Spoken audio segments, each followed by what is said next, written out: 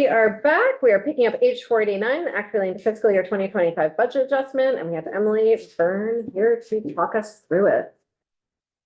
So thank you. For the record, Emily Byrne from the Joint Fiscal Office. I have a quick PowerPoint with just sort of the bullets of what is changing. Where do we find it? Where do we find it? Under Emily's name on our webpage. Yeah. Refresh. When I previously tried to refresh, it didn't work, and I had to go out and come back in again, rather than just refresh.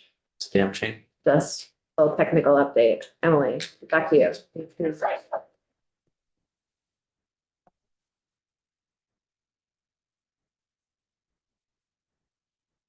Just walk through some of the high level bullets. There goes. Of what's going on in the budget adjustment, and then if you want me to, I can walk through the spreadsheet of what's going on. But so at a high level, so the House Appropriations Committee passed out a committee bill this morning to sort of restate the Budget Adjustment Act that was vetoed by the governor. There are some changes. First, I should point out the two sections of the bill, or the two, and Chris, correct me if I'm missing anything, but there are sort of two sections of the bill that sort of fall into the jurisdiction of the Committee on Ways and Means, both the extension of the repeal of the telephone tax is in the budget the new version of the Budget Adjustment Act, as well as the repeal of the sunset on marriage license fees. So those are sort of the two things that fall into Ways and Means jurisdiction, and those are in the new iteration of the bill again. So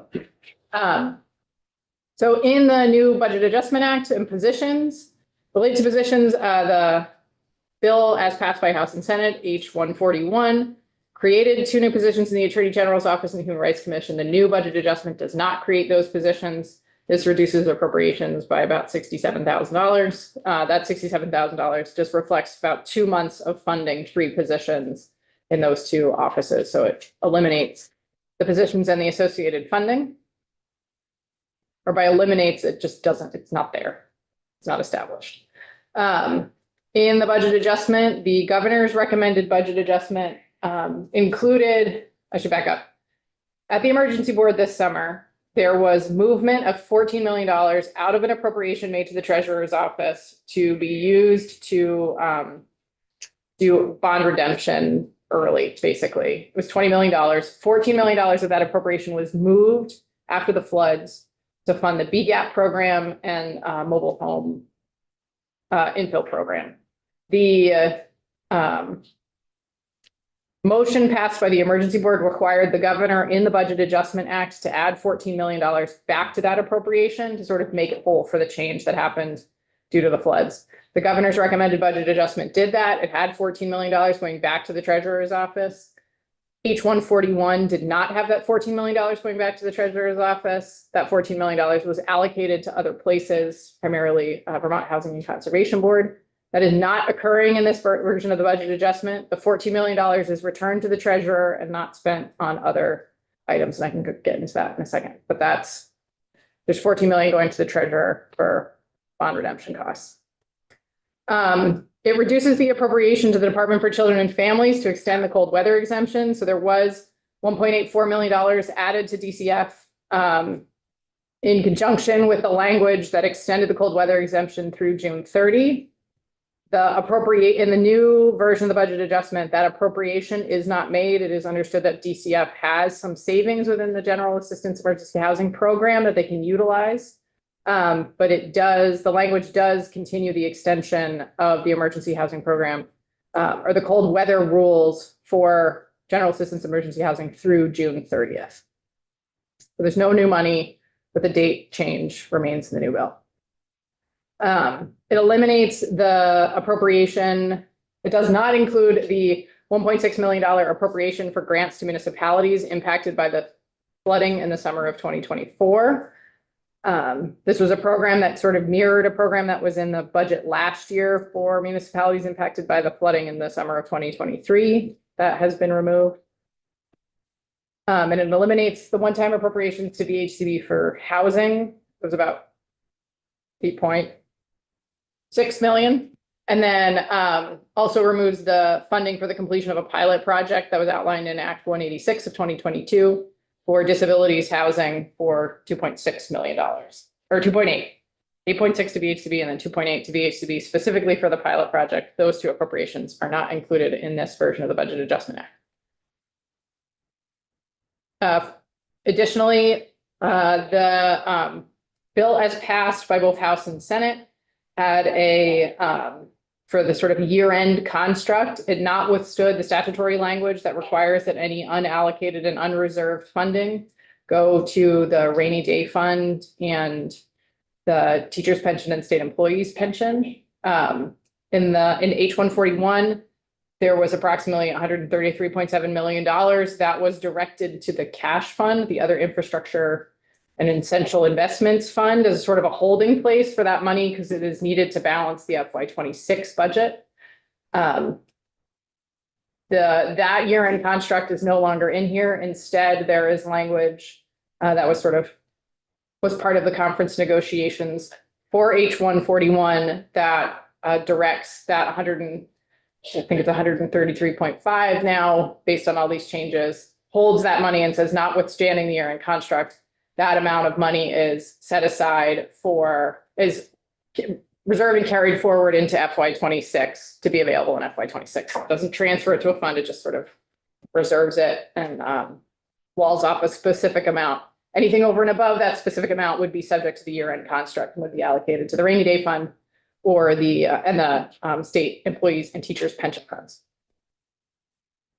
The last piece is that there was, in the original budget, there was a reversion of money. The governor's recommended budget adjustment had a reversion from the judiciary. And the H-141 did not do this reversion from the judiciary, so they had unspent funds in some prior year appropriations. H-141 let the judiciary keep those funds and make investments in network and IT security investments and to create an ADA accessible bathroom at the Essex Meeting House. The reversions still occur, so the money goes back to the general fund and it does not reappropriate the money back to the judiciary for those two things. Those have also been eliminated as part of the reducing the appropriations that are happening in the second budget adjustment. It was $850,000. $800,000 for the additional network and security investments and $50,000 for the bathroom at the Essex Meeting House. So that's the high level summary of what is in the new budget adjustment. Everything else is stuff that was in the BAA in H-141. And so in summary, it removes all of the, what you could call new spending from the governor's recommended BAA. And is sending a new version through. Yes, so if you look at like the web report, if you compare the governor's recommended budget adjustment to the House proposed H-889, 489, there is about a $16 million increase. That $60 million is reflective of a couple items, but they are items that the governor requested that be added to the Budget Adjustment Act. So that includes, in the governor's recommend, there was a $4 million appropriation for stabilization grants for providers. The governor requested that be increased by $6 million. So that's 6 of the additional funds. And then there was $11 million that was in the governor's recommended FY26 budget as an adjustment to the current year budget, which sometimes is referred to as C-section change, for $11 million to make a payment to the Brattleboro Retreat. That's they have this alternative payment model and it requires some true up payments. So there's an $11 million appropriation from there. So the 16 is really made up. And then there's a little bit of noise around there, but it's the 6 for the provider stabilization and the 11 that was requested by the governor to be added to the budget. Representative Massey. I should know the answer. You said there was $4 million for additional payments for providers, but added 6. Which providers are those? There will be a grant program to determine which those providers are, but I think it was it's not hospitals, it's sort of other community-based providers. Healthcare. Healthcare providers, yeah. Is it FQHCs? Sorry. I can't remember off the top of my I think head. it is a number of different providers or healthcare providers, not. Any other questions for Emily? Thank you very much.